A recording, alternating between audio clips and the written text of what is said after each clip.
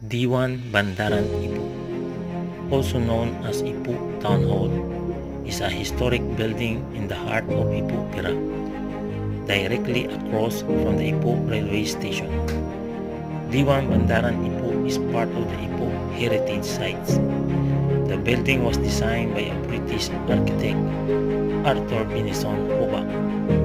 Construction began in 1914 and was completed in 1916. This building has been used as post office and police headquarters. The Ipoh Town Hall hosted many events like concerts, weddings, and official functions, and many more.